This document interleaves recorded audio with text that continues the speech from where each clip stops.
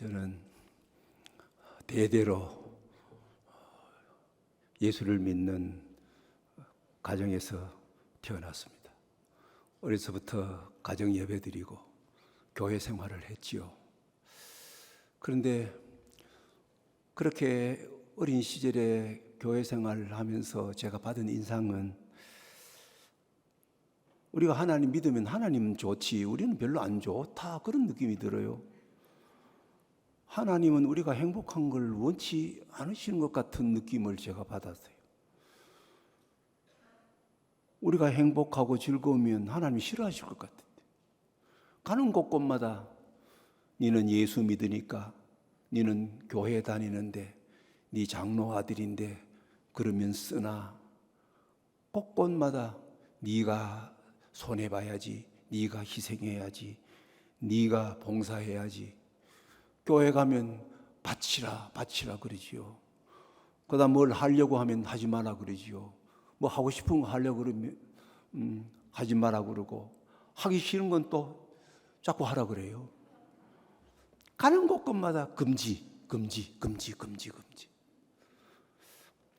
이런 어릴 때 받은 인상이 20대 후반까지 계속됐어요. 그래서 이 기독교 신앙에 제 몸을 던져서 뛰어들 수가 없었어요. 이게 너무 힘들었어요. 그래서 안 믿을 수도 없고 믿을 수도 없고, 그래서 막 신학교 갔대요. 괜찮으면 믿고 안 그러면 안 믿으려고 갔대요. 거기서 벗어나는데 죽을 고비를 넘겼대요. 눈을 떠서 성경을 이렇게 읽어보면 하나님의 최대의 관심은 우리 인간의 복지, 여러분의 복지, 우리 인간의 행복에 하나님의 최대의 관심이 있어요. 오늘 본문 말씀을 보면 하나님께서 모세를 통하여 말씀하시면서 이렇게 말씀하셔요. 하나님께서 너의 행복을 위하여 너희에게 하는 말을 들어라. 하나님은 하늘의 하나님이고 땅과 그 위에 모든 것이 하나님께 속해서, 그러니 하나님 없이는 행복하게 살 수가 없어. 모세가 죽기 직전에 신명기 33장 말씀을 보면 이스라엘 12지파 한 지파 이름을 부르면서 축복을 하고, 33장 26절부터는 모든 이스라엘 백성들에게 공통적으로 모세가 하는 말이 있어요. 여수룬이라는 말은 이스라엘을 부를 때 애칭으로 부른 말이에요. 내 사랑하는 이스라엘아. 손자, 여자가 임신을 하면 태명 부르지요. 태명 비슷한 게 여수룬이에요. 하나님께서는 하늘 위에 계시는데, 높은데 지극히 높으신 하나님이 하늘 문을 여시고 이 역사 속에 또 들어와 계셔. 그래서 하나님은 너희의 거처가 되셔. 하나님은 너희가 머물러 계시는 집이야. 하나님이 우리 안에 계시기 아니라 우리가 하나님 안에 있는 거예요. 뿐만 아니라 하나님은 두 손으로, 옥이야 금이야 다칠까 봐 두 손으로 너를 이렇게 받쳐주고 계셔. 뿐만 아니라 하나님은 너희 인생길 너보다 언제나 앞서 가시면서 네가 닥치는 문제를 하나님이 앞에서 해결해 주시는 하나님이야. 해결해 주시는 하나님이야. 그러니 너는 행복자야. 행복자. 너는 행복자로다. 하나님의 구원을 너희들 같이 받은 사람이 어디 있겠느냐? 오늘 33장 26절부터 읽어보세요. 그렇습니다. 하나님은 여러분과 저의 복지, 행복을 원하셔요. 그런데 여러분 행복하십니까? 또 행복하게 살고 싶습니까? 또 물어봅니다. 여러분 인생에 성공하셨어요? 직업에 성공하고 공부하는 데 성공하고 사업에 성공하고 학문에 성공하고 건강에 성공하고 자식 키우는데도 성공하셨어요. 그렇다면 행복하십니까? 행복하십니까? 여러분, 이 세상에 성공했지만 행복하지 못한 사람 너무 많습니다.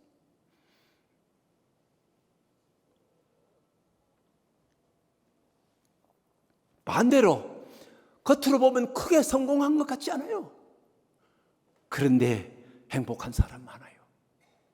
성공은 외형적인 거예요. 겉으로 드러나는 거예요. 딱 보면 알아요. 돈 많이 벌어서요.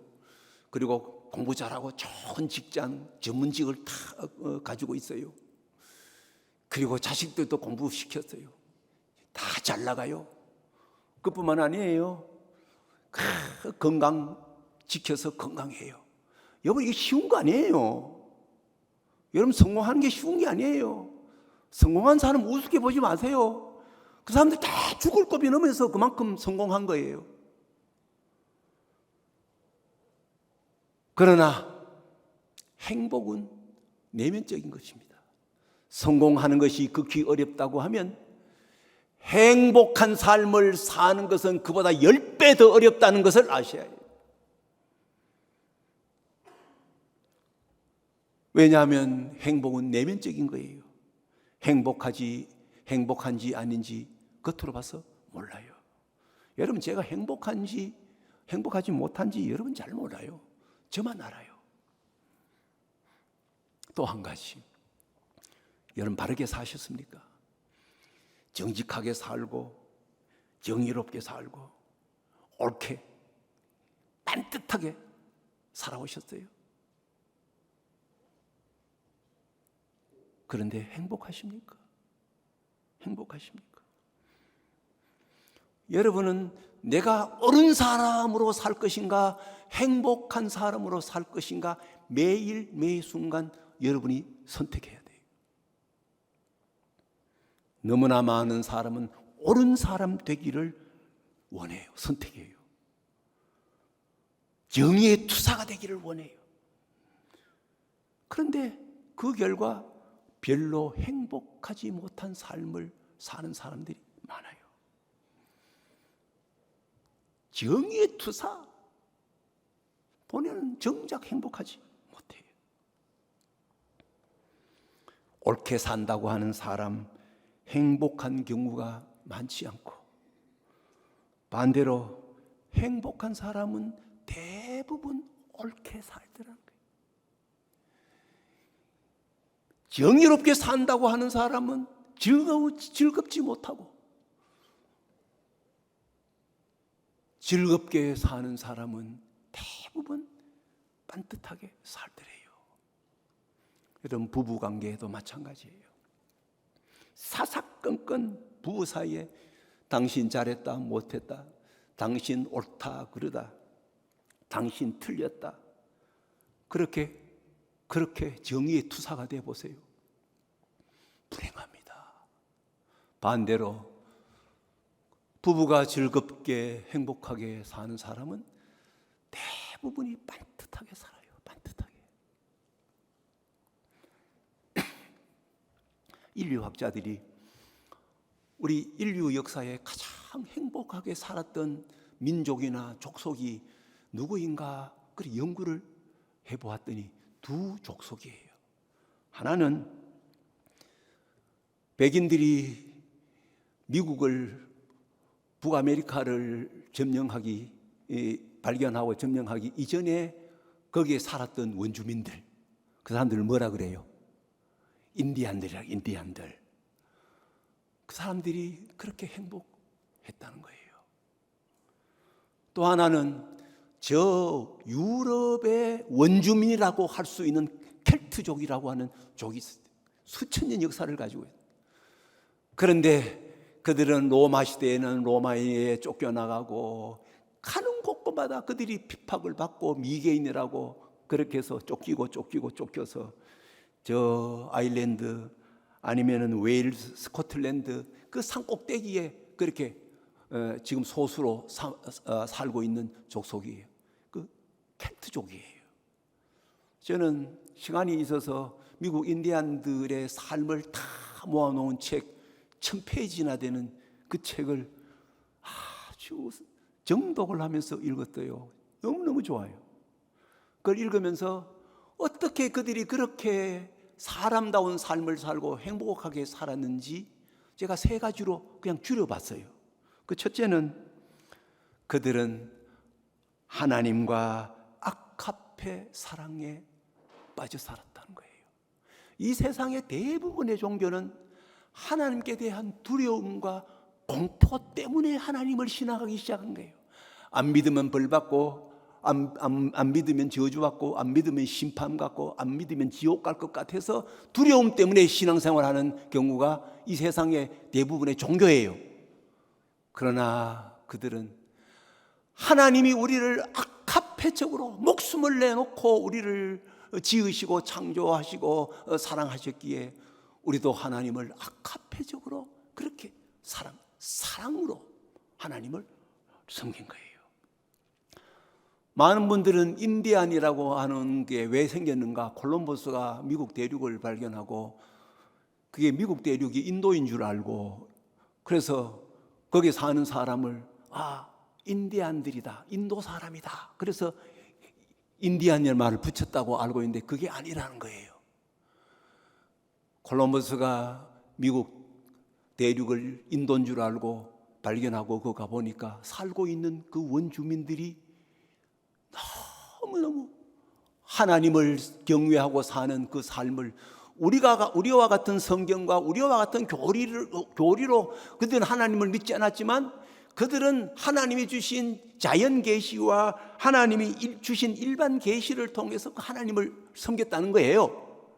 그래서 저 사람은 인도 사람이다. 그래서 인디안이란 말이 붙여지지 않고 인디오스, 저들은 하나님 안에 사는 사람들이구나.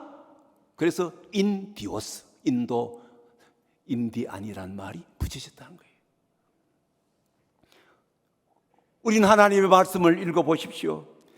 하나님이 우리를 아카페적으로 사랑하셔서 비참한 우리를 구하시려고 자기의 생명, 자기의 독생자를 내어주신 그 사랑, 그 하나님의 아카페적인 사랑을 받았으니 예수님이 너희도 하나님을 마음을 다하고 뜻을 다하고 목숨을 다하여 사랑해라. 이거 하나님과의 우리와의 관계예요. 백인들이 미국에 들어와서 북쪽 미국 위에 카나다 지배하면서 백인들을 미개하다고 원신이라고 그렇게 학대하고 몰아내고 그들을 따로 인디안 보호구역이라고 하고 그 땅을 다 빼앗았어요. 그리고 예수 믿으라고 그들에게 강요하고 심지어 예수 안 믿으면 죽이기까지 했대요. 그들이 백인들로부터 성경을 받았어요. 그들이 성경을 쭉 읽다가 인디안들이 무릎을 치고 손뼉을 치면서 고백하기를 예수 그리스도가 인디안이었구나. 그렇게 고백했다는 거예요.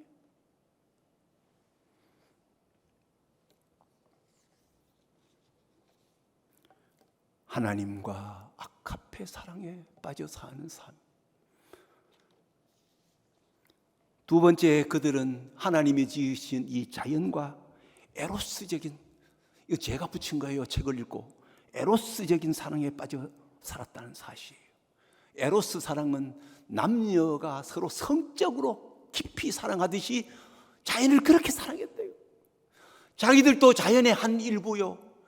그리고 하나님이 지으신 그 자연과 마치 부부가 사랑하듯이, 남녀가 사랑하듯이 그렇게 사랑하며 살았다는 거예요.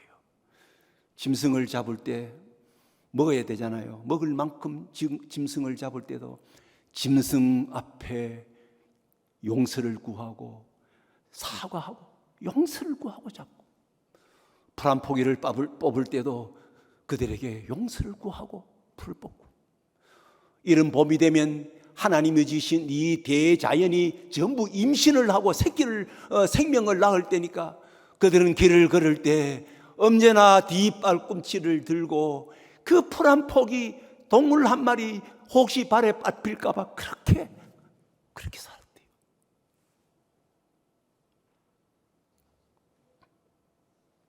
연인과 같이 사랑했다. 그들은 바람이 불면 하나님의 숨결이구나. 햇볕이 비칠 때는 하나님의 얼굴의 광채구나. 시편에도 다 그래 나와 있어요. 그리고 강물과 계곡에 흐르는 물을 볼 때 저 하나님의 피구나.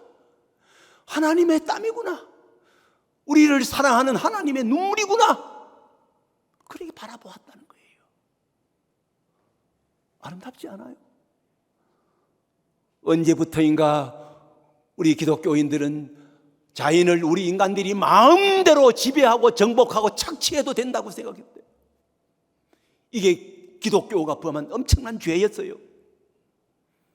그러나 그들은 그렇지 않았대요. 뿐만 아니라 그들은 이웃과 필리아적인 사랑, 형제애를 가지고 살았어요.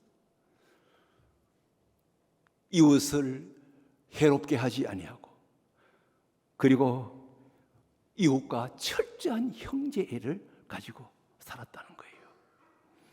그래서 하나님과는 영혼의 친구가 되어 살고, 하나님의 사랑을 받은 내 자신은 내 자신과, 내가 내 자신과 또 친구가 가장 내가 아끼고 사랑하는 게 내 자신이고, 여러분 그래야 돼요. 여러분이 가장 사랑해야 할 여러분의 사랑의 첫째 대상은 여러분 자신이에요. 뿐만 아니라 자연과 친구가 되어 살았어요. 심지어 죽음과도 친구가 되어 살았어요. 이 죽음도 하나님의 우주적인 계획 속에 있는 것이기에 죽음과도 친구가 되어 살았대요.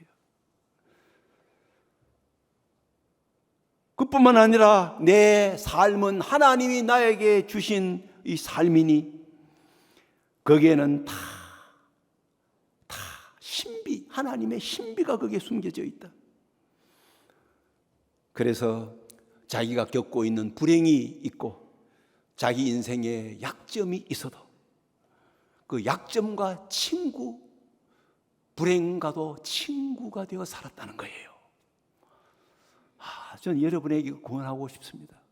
여러분에게 불행한 일, 혹시 약점이 생겨도 그걸 여러분 기꺼이 친구로 받아들이신 거예요. 하나님이 계시기에. 그들은 일상적인 것에서 영혼을 보고 평범한 그런 것에서 신비를 느꼈다. 그렇잖아요. 밤에 잠자리에 턱 누우면 나도 모르게 슥 잠이 들어요.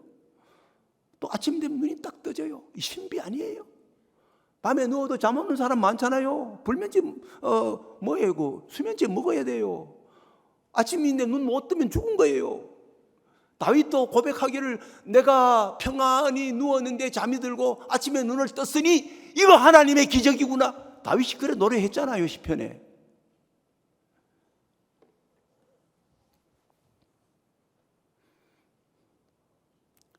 그들은 인생을 살다가 이해할 수 없는 것들을 만나면 거기에는 하나님의 신비가 숨겨져 있다고 이해할 수 없는 문제를 앞에 놓고 기도하고 깊이 생각했다는 거예요. 그래서 인류 역사에 가장 위대하게 아름답게 살았던 사람들은 인디안들이었다. 우리가 살고 있는 이 동양에서는 어떻게 살아야 위대하고 사람답게 사는 것인가? 우리 지혜자들이 그걸 가르쳐 주었어요. 춘추시대, 중국의 전국시대에 그 고을고을마다 제후들이 일어나서 서로의 야욕과 욕심을 채우기 위해서 서로 싸우고 그리고 정복하고 죽이고 죽고 그 춘추 전국 시대에 그렇게 살고 있는 그때에 하나님의 예언자들, 하나님이 보낸 뛰어난 사람들이 나타나서 아니야, 그렇게 살면 안 돼. 그렇게 사는 건 인간의 삶이 아니야. 그러면 어떻게 살아야 합니까?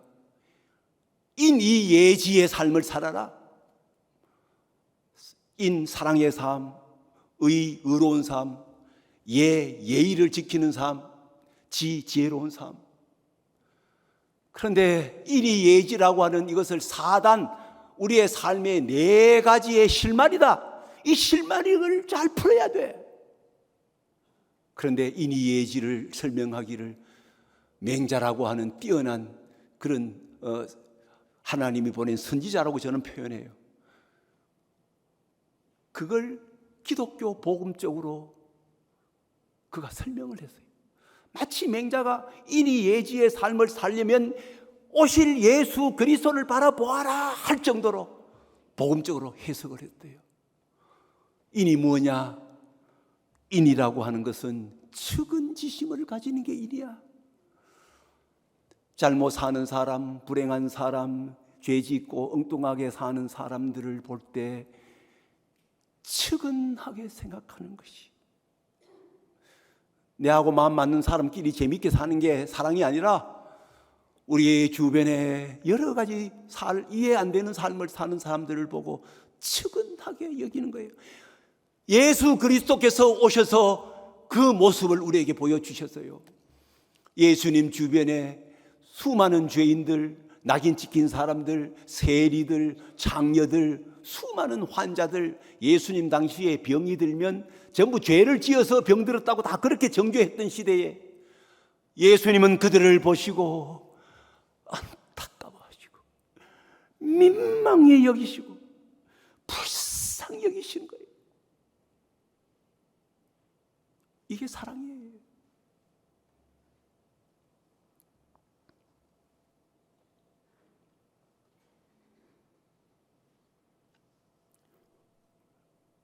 여러분 주위에 이렇게 살다 보면 이해 안 되는 사람, 별난 사람도 있고 엉뚱한 짓 하는 사람,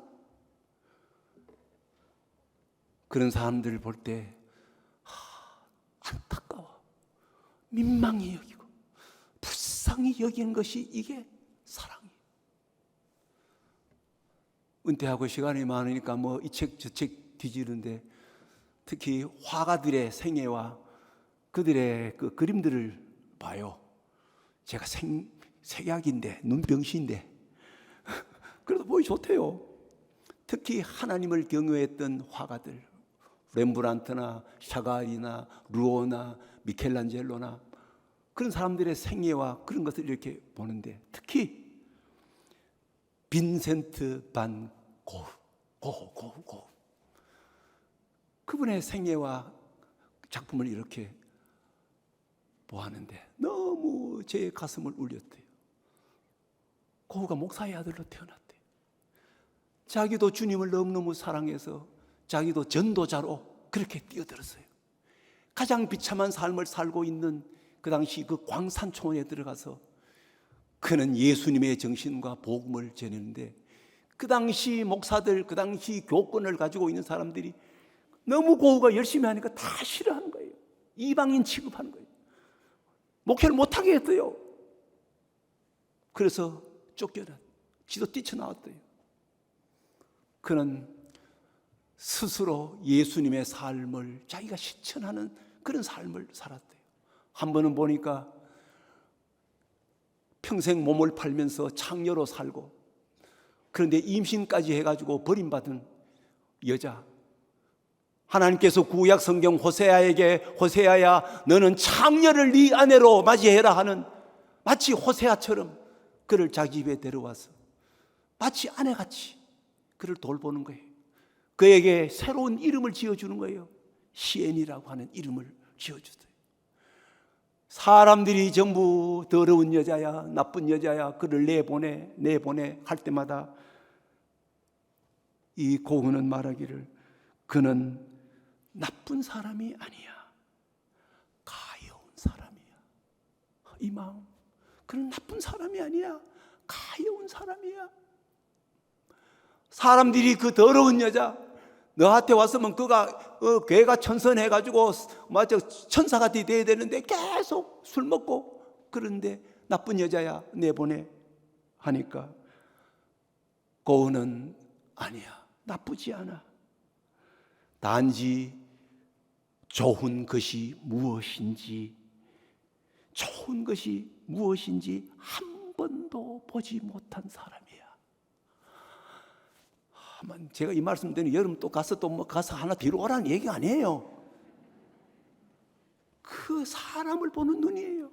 그는 나쁜 여자가 아니라 한 번도 좋은 것이 무엇인지 해보지 못해서, 여러분 지금도 얼마나 많은 청소년들 감옥에 감당이 없어요. 사람들이 엉뚱한 짓 하고 사람 짓 하지 못하는 수많은 사람들을 볼 때 저는 가엾은 사람이야. 한 번도 좋은 것이 무엇인지 경험해 보지 못했기에 그렇게 사는 것이 정상적인 줄 알고 그렇게 사는 거야. 이 마음 그리스도인들이 가져야 할 마음이. 두 번째, 의가 뭐냐? 의라고 하는 것은 수호지심이라고. 내 잘못과 내 실수와 내 죄를 부끄러워하고 미워하는 마음이에요. 의라고 하는 것은 내 혼자 딱 똑똑하게 살고 바르게 살아서 다른 사람 잘못을 지적하고 정죄하는 게 아니라, 빛이신 하나님 앞에 내 모습을 보니 내가 추하게 살았구나, 더럽게 살았구나, 너무나 잘못 살았구나, 그런 삶을 하나님 앞에서 부끄러워하고 수치스럽게 살고 미워하는 거, 이게 의인의 삶이에요. 의인의 삶.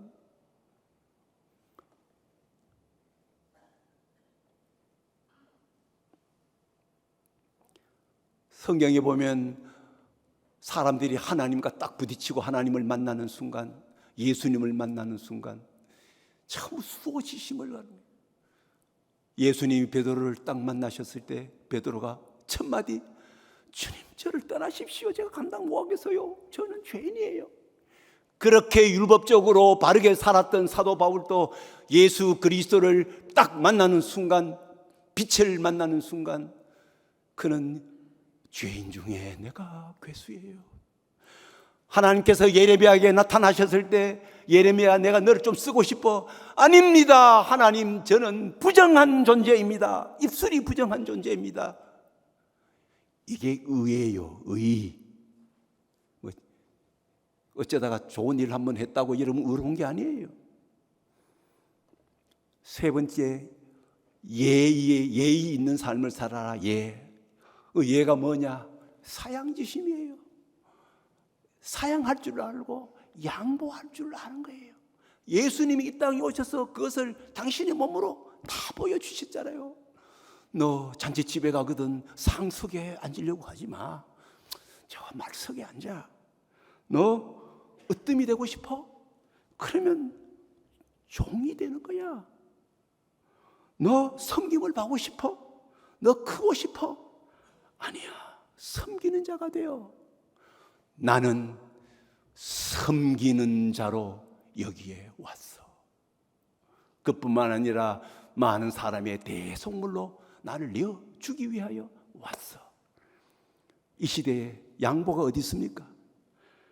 이 시대에 사양이 어디 있습니까?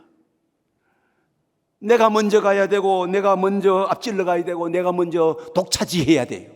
그러지 못하면 낙오자가 되고 시대에 떨어지는 사람이 돼요. 세상에 이렇게 각박한 시대가 됐대요. 돈은 많고 잘 살지만 너무너무 이 시대가 불행한 시대예요. 좀 양보하세요. 차가 꽉 막혀서 사람이 들어오려고 깜빡이 넣고 하면 차 그냥 공문에 그냥 엑셀레이터에 발라가 딱딱 붙이지 말아요. 좀 딱 서요. 들어오게 해. 사양지심. 이 사람의 도리. 마지막으로 지혜 있는 삶이에요. 그럼 지혜 있는 삶은 지혜가 뭐냐? 똑똑하고 권모술수 가능하고 꽤 많고, 그게 지혜가 아니란 말이에요. 지혜는 시비지심을 가지는 거예요. 이게 옳은가? 이게 내가 할 도리인가 아닌가를 판단할 수 있는 마음을 가지는 게 지혜란 말이에요. 그래서 공자는 하늘의 뜻을 따르는 사람, 군자, 하나님의 아들은 의에 밝고, 소인배, 되먹지 못한 소인배들은 이익에 밝다. 만약에 너 앞에 이익이 되는 거, 수입이 되고 돈이 되는 것이 네 앞에 있거든, 이게 의로운 것인가 아닌가 생각해라. 이것이 지혜자들이 우리에게 가르쳐준 말씀이에요. 딱 합치면 신구약 성경을 압축한 말씀이에요. 그럼 동양이 그러면 이제 서양의 가장 사람다운 삶, 가장 행복한 삶은 어떤 삶인가? 서양의 가치관에서 진선미의 삶이에요. 진이 뭐예요? 하나님과 자기 자신에게 진실한 영적인 사람, 여기 진이에요. 미스 코리아 뽑는 얘기 아니에요. 두 번째, 선이 뭐예요? 이웃에게 해를 끼치지 않고 이웃과 더불어 사는 도덕적인 삶입니다. 이웃과 사이좋게 사는 거예요. 아무리 진실하고 아무리 선하게 살아도 아름답지 못하면 진과 선은 아주 추한 거예요. 불행해요. 그래서 미가 있어야 돼요. 아름다움을 추구하는 삶이에요. 뿐만 아니라 의미 있는 죽음을 위해서 사는 삶이에요. 이 미예요, 미. 진, 선, 미. 신구약 성경을 압축한 삶이에요. 인디안들은요, 전쟁터에 나가게 되면 전부 자기들이 입는 정장을 하고 활을 들고 창을 들고 전쟁터에 나갔대요. 왜? 이번 전투에 내가 죽을 수도 있기에 죽을 때 품위 있게 죽기 위해서 정장을 턱 입고 전쟁터에 나갔다는 거예요. 그들은 이제 죽을 때가 가까웠다 생각되어지면 집안에서 침대를 집 밖으로 옮겨서, 그리고는 마당에서 하늘의 하나님을 바라보고 하나님이 지으신 우주 만물을 바라보면서 하나님의 숨결인 그 공기를 마시면서 그렇게 죽었대요. 죽음을 당당하게 맞이하는 거예요. 에스키모인들의 삶을 기록한 책을 보면 에스키모인들이 죽을 때가 됐다 생각하면 가장 추운 날 밤에 옷 하나 걸치지 않고 홀랑 벗고 영하 수십 도가 되고 눈보라가 치는 그런 밖으로 나가서 장엄하게 그렇게 해줘. 그 말 했다고 목사 니도 그래 죽어라 그런 생각하지 마시대요. 장엄한 죽음, 아름다운 죽음을 우리는 준비해야 합니다. 이 모든 것들을 다 합치면 예수님이 회개하라 천국이 너희에게 가까웠느니라, 하나님 나라의 삶이에요. 이 모든 것을 압축하면, 다른 말로 하면 영생의 삶을 사는 거예요. 하나님 나라의 삶과 영생의 삶이 똑같은 거예요. 그러면 영생의 삶, 하나님 나라의 삶은 어떤 삶이에요? 하나님을 닮은 삶이에요. 하나님은요, 영생의 삶을 살고 계시는 분이 하나님이거든요. 영생이 뭐예요? 하나님의 품성이에요. 하나님은 사랑의 하나님이에요. 그래서 우리도 그 하나님의 사랑을 닮아서 사랑의 삶을 살고, 하나님은 거룩하신 분이에요. 못된 짓, 죄 많이 짓는 것 자랑하던 사람이 영생의 삶이 시작이 되면 자꾸 그 죄를 싫어하게 돼요. 이 영생의 삶이에요. 하나님은 평강의 하나님이에요. 하나님은 절대 평강 가운데 사셔요. 그 하나님을 믿으면 우리도 평강을 누리게 돼요. 예수님 보세요. 제자들이 배를 타고 예수님과 함께 갈릴리 바다를 가다가 풍랑을 만나서 그냥 배가 뒤집어지게 됐잖아요.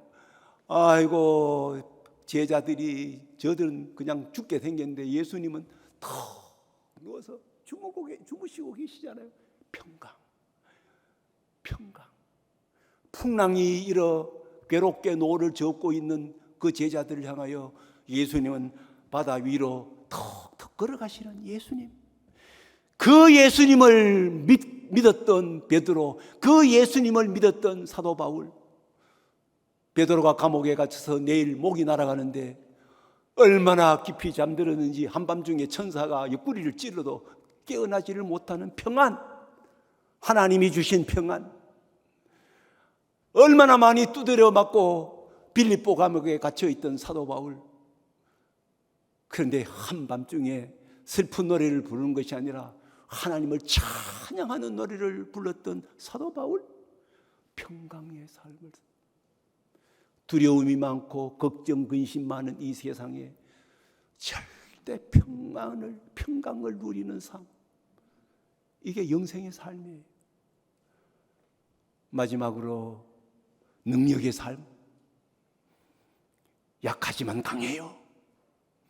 세상이 우리를 이기지 못하는 이 능력의 삶, 영생의 삶, 하나님 나라의 삶이에요. 마지막으로 죽음으로 끝이 나는 게 아니에요. 하나님은 영생하신 분이에요. 그러므로 우리도 그 하나님 믿고 이 땅에서 사랑의 삶, 평화의 삶, 거룩한 삶, 능력의 삶을 살다가 어느 한순간 죽으면 우리도 그 하나님을 닮아 영원히 사는 삶, 영생의 삶, 하나님 나라의 삶, 영생의 삶. 그래서 사도 베드로가 이렇게 마지막으로 말합니다.